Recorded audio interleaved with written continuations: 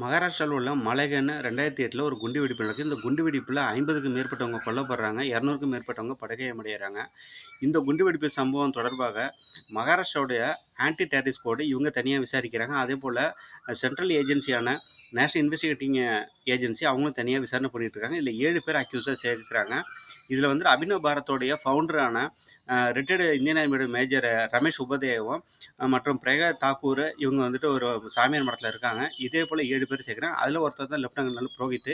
இந்த 7 பேரும் பார்த்தீங்கன்னா போலீஸாரெல்லாம் டார்ச்சர் பண்ணி ஆர்எஸ்எஸ் உடைய பேருக்கு சேர்க்கணும், பிஜேபி பேர் சேர்க்கணும், அதே போல் யூபி சிஎம் யோகி ஆதித்யநாத் பேரையும் சேர்க்கணும்னு சொல்லிட்டு இவர் வந்துட்டு மென்டலி ஃபிசிக்கலி டார்ச்சர் பண்ணாத கோர்ட்டில் சொல்கிறாங்க. அதனால் 7 பேரும் பார்த்தீங்கன்னா ஆதாரம் போதுமானதாக இல்லைன்னு சொல்லிட்டு என்ஐஏ சிறப்பு நீதிமன்றம் எல்லாரையும் பார்த்தீங்கன்னா விடுதலை பண்ணிட்டாங்க. இந்த லெப்டினன்ட் புரோஹித் அப்படிங்கிறது மிலிட்ரி இன்டெலிஜென்ஸ் சர்வீஸில் சேவிங் பண்ணுற ஒரு ஆஃபீஸர். இவர் என்ன சொல்கிறார், சிமி பேண்ட் அவுட்ஃபிட்லாம் உழவு பார்க்குறது என்னுடைய வேலை அப்படின்னு சொல்லிட்டு இவர் சொல்கிறாரு. அதுக்கான